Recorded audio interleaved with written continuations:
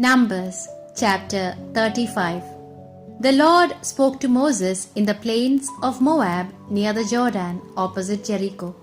He said, "Command the people of Israel to give to the Levites out of the inheritance they possess towns in which to live and pasture land around the towns.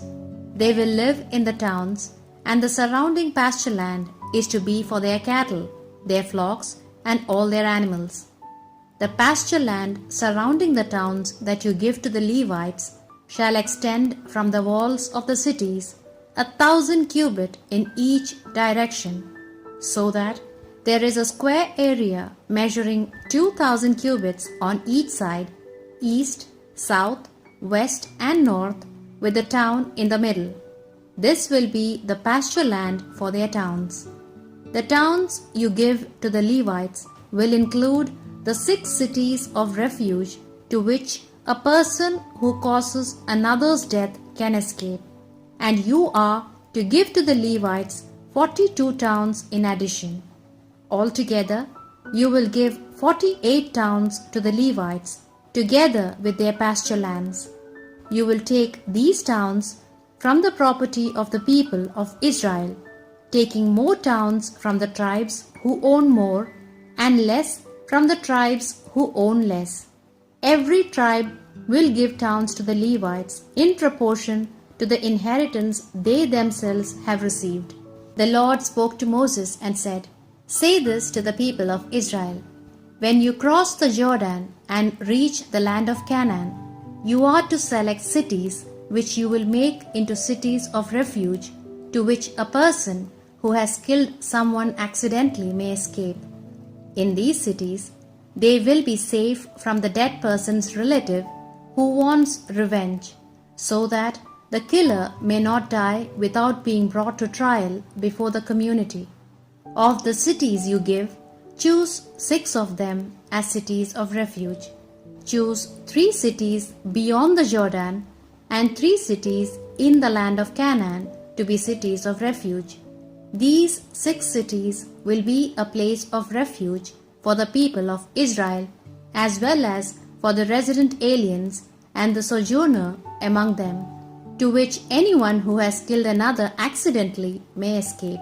But if a man strikes another with an iron object and he dies, then he is deemed a murderer, and he shall be put to death accordingly.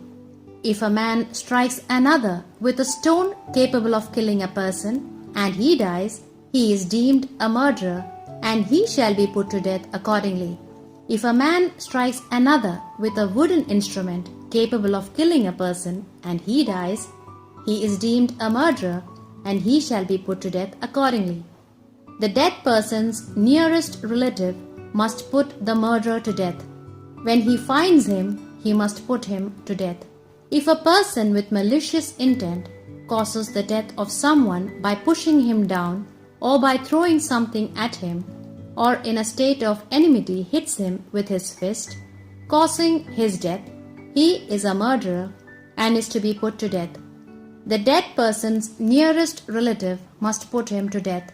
When he finds him, he must put him to death.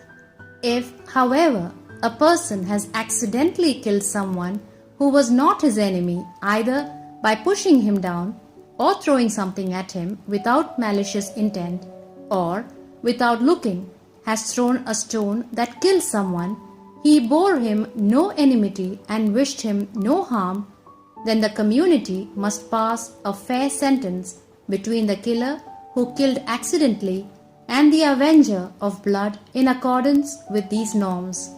They will send the person who killed someone accidentally back to the city of refuge where he went for safety, and there he must stay until the death of the high priest who was anointed with the holy oil. If the killer should leave the city of refuge to which he had gone for safety, and the dead person's nearest relative meets him outside the city of refuge, the relative may kill him without fear of punishment, since the killer should stay in his city of refuge until the death of the high priest. Only after the death of the high priest is he free to go back to his own home. These regulations are for you and your descendants wherever you may live.